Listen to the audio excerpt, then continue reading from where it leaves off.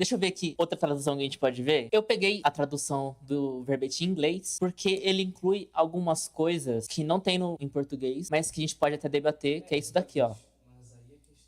Oh, meu Deus, ok. Ele considera dentro da não monogamia algumas práticas sexuais. O texto é um pouco maior, ele entra na terminologia. Esse primeiro parágrafo é basicamente idêntico ao que a gente já leu. Ele coloca uma citação de uma estatística, no caso dos estadunidenses, fala que 4% dos americanos, quase 16 milhões de pessoas, estão praticando um estilo de relacionamento não monogâmico. E aqui a gente pode entrar no que eles falam sobre a terminologia. Terminologia. Muitos termos para práticas não monogâmicas são vagos, baseando-se em critérios como relacionamento ou amor, que são definidos subjetivamente. Existem formas de não monogamia cujos praticantes se distinguem por qualificadores como eticamente não monogâmico, que pretende um distanciamento do engano ou subterfúgio. Aqui, quando ele diz trapaça, ele quer dizer cheating, que é tipo traição. Traição e adultério, né? Ao invés de trapaça, é adultério. Esse uso cria distinções além das definições das palavras. Por exemplo, embora algumas relações possam ser literalmente polígamas e poliamorosas,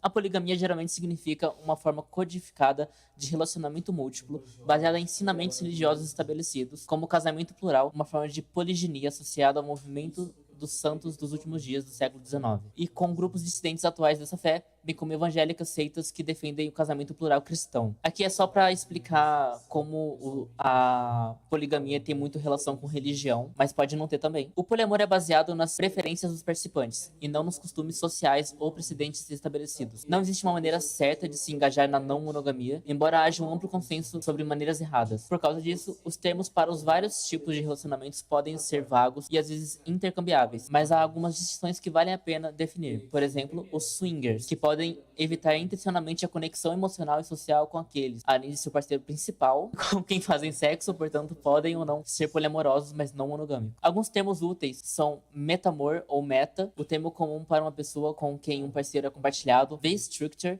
uma pessoa está igualmente envolvida com dois parceiros, e tríades ou quads. O último é quando 3 ou 4 participantes compõem a parceria primária. As formas de não monogamia são variadas. Elas incluem um relacionamento casual, às vezes chamado de amigos com benefícios, que é um relacionamento principalmente físico entre duas pessoas com baixas expectativas de compromisso ou trabalho emocional.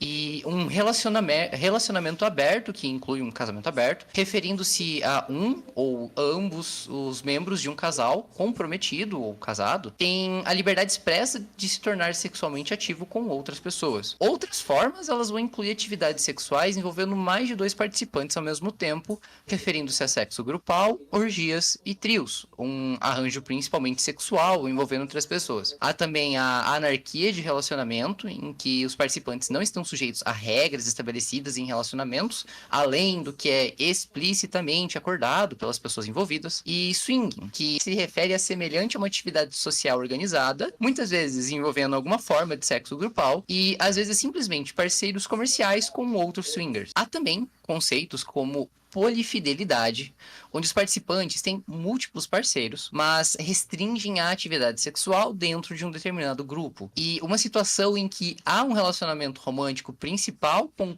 todos os outros relacionamentos sendo secundários a ele, conhecido como primário/secundário.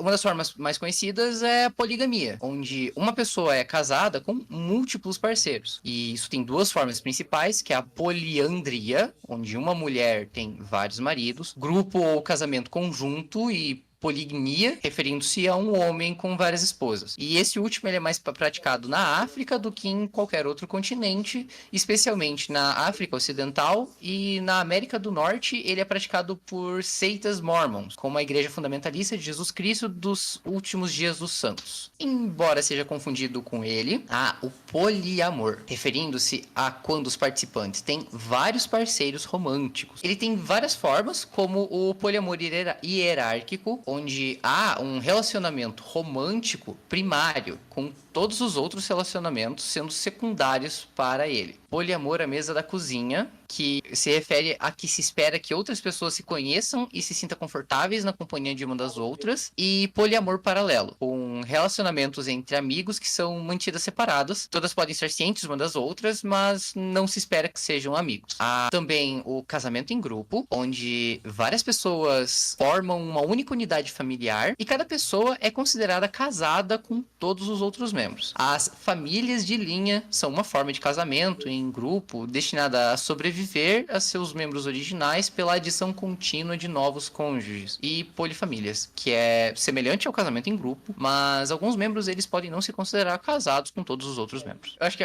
esse parágrafozinho explica muita coisa, é muito denso e tipo, uau, eles escreveram. Tipo, eles descrevem bastante uma coisa assim que se você tem dúvida, vamos dizer assim, no será que isso se encaixa? Talvez em algum desses cantos você vai ler alguma coisa que seja parecido com alguma coisa que você deseja, coisa assim e tal, mas isso não necessariamente vai ser alguma coisa relacionada à não monogamia ou a alguma coisa, tipo, isso pode ser só, como lá em cima, por exemplo, tá lá, é só uma prática sexual. Vale a pena a gente separar um pouco também do que é o nosso relacionamento porque são para as nossas práticas sexuais. Porque eu posso ter um relacionamento não monogâmico com duas pessoas e ainda assim eu ter liberdade de frequentar um grupo onde eu tenho liberdade sexual e eles são totalmente diferentes e, tipo, são meio que duas configurações, mas, tipo, depende de quem você tá olhando, sabe? Pra que grupo você tá olhando. Se você tá olhando pra mim, se você tá olhando pra uma das minhas namoradas, esposas ou pra alguma das outras pessoas do grupo. Tem sempre isso pra você ter noção do que é que você tem de expectativa, do que é que a outra pessoa tem de expectativa de formas e de como que é a adaptação do como é na vida, tipo, sei lá, você pratica isso. E às vezes vai estar ali escrito uma ideia do que como chamar. Eu não sei o quanto a definição está correta, mas me incomoda o quanto a definição de casamento estaria ligada à prática sexual. Isso tem bastante pé da igreja aí, né? Com a ideia de que você só pode fazer sexo depois do casamento, logo o casamento significa fazer sexo. Sim. E também que é esperado que você tenha crianças também, né? Porque, imagina, né? Exatamente. E é um pouco mais complexo do que eu esperava. Porém, eu vou te dar uma dica que um desses senhorzinhos aqui, ele falou alguma coisa sobre a prática, ser tipo um critério, assim, pra verdade, sabe? Você pode praticar sem precisar estudar, viu? A vida não é uma prova que você tem que tirar 100. Na verdade, a ideia é você ser feliz. Esse é o único critério pra dizer se você tá bem ou não. E pra quem aí tá se perguntando o que isso tem a ver com o marxismo, a peça fundamental de todo o rolê da não monogamia política é Engels. Tô apontando pro certo, eu tenho quase certeza. Tá sim. Esse texto, ele fala também sobre não monogamia ética. Não monogamia ética implica que as outras formas de não monogamia são antiéticas. E aí é uma coisa que a gente volta a falar como que a monogamia como estrutura gera sofrimento. Porque quando você fala de uma não monogamia ética, é quando as pessoas estão cientes do que está acontecendo. É só isso. Quando as pessoas que estão envolvidas nesse relacionamento, nesse afeto, nesse amor e tudo mais, elas estão cientes de que elas estão em um relacionamento não monogâmico. Quando você tem uma suposta traição, quando é aquela coisa tipo de um relacionamento monogâmico em que alguém trai, é porque essas pessoas elas estavam em um relacionamento não monogâmico não consentido. E é aí que entra essa questão da ética nessa não monogamia. Porque é bem essa tipo do vocabulário não ser imparcial, tanto que tipo a não monogamia, ela tá ditando que a monogamia é a norma porque a monogamia existe como norma e ela implica nisso. Então, como você tem essa expectativa de que as pessoas não estejam em um relacionamento, quando você está em um relacionamento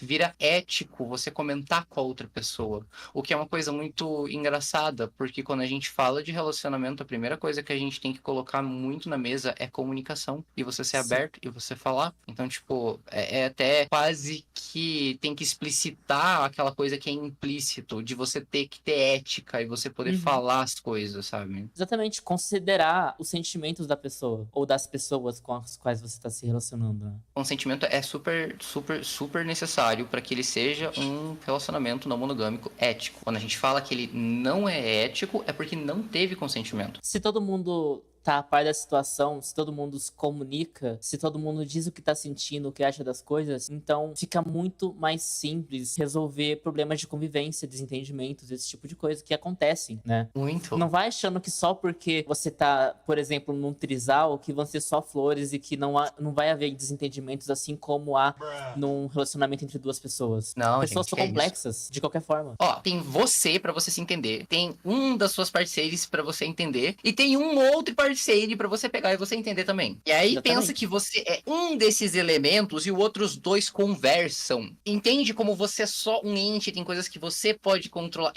Consentimento, é conversa, o tempo inteiro. O problema vai acontecer alguma coisa que você vai estar, sei lá, trabalhando e seus outros dois parceiros vão estar, sei lá, fazendo alguma coisa no quarto que tá fazendo barulho e você vai, tipo, olhar, gente, pelo amor de Santo Cristo, eu quero trabalhar, sabe? Eu fiz Enem, eu quero descansar em paz, alguma coisa dessa vai acontecer. Tipo, Sim. conversa é essencial em todo momento. Comunicar seus sentimentos também, isso faz parte da conversa, muito parte da conversa. E a gente percebe como na monogamia tudo isso é meio que um tabu. Você falar o que você pensa, você falar o que tá te incomodando. As pessoas fazem terapia de casal pra essas coisas, Sim!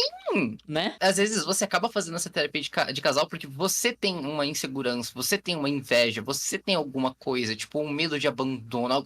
Acontece e às vezes você precisa de ajuda pra falar isso porque a gente não é ensinado a falar isso pros outros. E daí acontece que as pessoas têm insegurança e precisam de ajuda pra isso. É por isso que serve psicólogo, exatamente pra isso, sabe? Tipo, você precisa colocar algumas coisas pra fora e lidar com isso, sabe? Tipo, aquele ampliar o conceito de família ou acabar o conceito de família. Eu vou pegar isso só pra gente pegar, por exemplo, assim. Quando eu digo pra você o que você pensa em família, você pode ter uma definição sua pessoal. Só que como nós estamos fazendo uma troca, nós vivemos em uma sociedade, existe, querendo ou não, acima da gente, uma estrutura na qual diz pra gente como as coisas deveriam ser. O senso comum. Nisso de ser o senso comum, quando a gente fala em acabar com a família, ainda que a gente não fale nisso, e que é geralmente um discurso usado pra isso, essa ideia de acabar com a família, na verdade, é acabar com essa ideia solidificada de família monogâmica. Porque quando nós falamos em acabar com uma família, é esse processo de você criar novas coisas ali, essa nova ideia de família. Porque a gente acaba com essa ideia velha, cerrada de uma só, e a gente coloca uma nova que componha mais pessoas. De maneira a você poder dizer, tipo assim, que você pensa em família. E a gente tem uma sociedade acima de nós, que mesmo que você tenha a sua definição individual, a gente possa dizer, tipo assim, é um pessoal que se ama. É às vezes uma definição que a criança vai dar. Antes dela ter essa sociabilidade dizendo pra ela que ela tem que encontrar uma outra parceira sexual pra se reproduzir. Mesmo que seja destruir, é pra colocar outra coisa em cima que é pra ser mais. Não adianta a gente colocar, tipo, torrezinha de topo. A ideia de quando você é comunista é você ampliar pra todo mundo, não você reduzir pra poucos. Então, tipo, é ampliar. A gente quer que todas as pessoas estejam contempladas com as nossas leis para que todas as pessoas sejam felizes. Então, tipo, vai ser difícil fazer isso, vai ser uma porra, a gente vai morrer tentando, mas, tipo, a ideia é todo mundo tá feliz porque todo mundo merece ter o fruto do seu trabalho e merece amar e merece ter essas coisinhas. Então, tipo, é sempre ampliar, nunca é excluir. Isso, sempre que você for ver alguma coisa excluindo, tipo, por exemplo, a pessoa excluindo pessoas trans, isso não é uma coisa radical comunista, sabe? Tipo, é bem essa, sabe? Não pensa que acabar vai ser como se fosse uma proibição, porque esse tipo de proibição acontece quando a gente tem esse estado burguês, como, por exemplo, proibir hoje de pessoas conseguirem casar em um relacionamento a mais de 2 no cartório. Então, tipo, é esse tipo de opressão que a gente tem que mudar a visão para entender o que é que tá acontecendo com a gente, o que é que pode acontecer no futuro.